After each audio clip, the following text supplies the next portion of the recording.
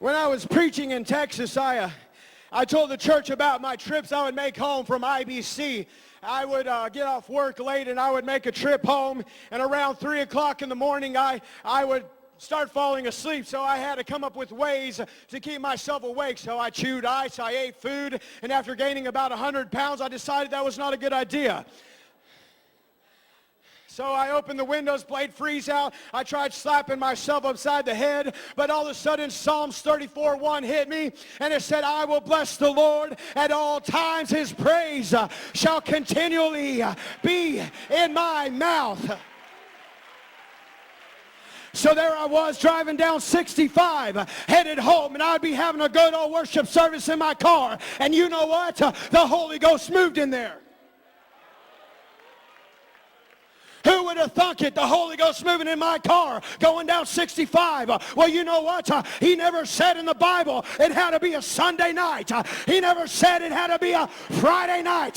He didn't say you had to have 200 in your service. He just said, hey, believe it, and you'll have revival.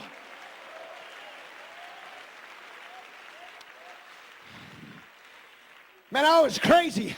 One time the Holy Ghost hit me. I pulled off on the side of the road. I was running around my car. I'm sure everybody was looking at me like I'd gone crazy.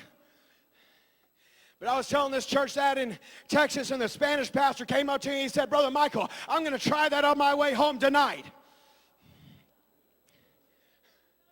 So the next night he comes back in there. He's so excited. He's jumping. He's shouting. He comes over to me. He said, Brother Michael, I got to tell you something. He said, I was going home last night and I was doing like you said, and the Holy Ghost hit me upside, and he said I was just dancing in my car. I was jumping in my seat, and he said the next thing I know there's blue lights on behind me.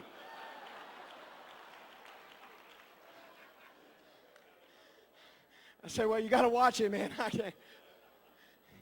He said the police officer came up to my door, and he said, sir, I was just wondering about you. Your car was kind of going up and down like that.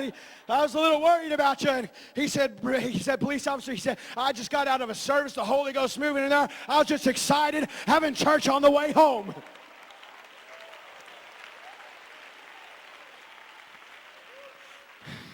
And he said, as I was talking, I looked up at the police officer, and there were tears running down his face.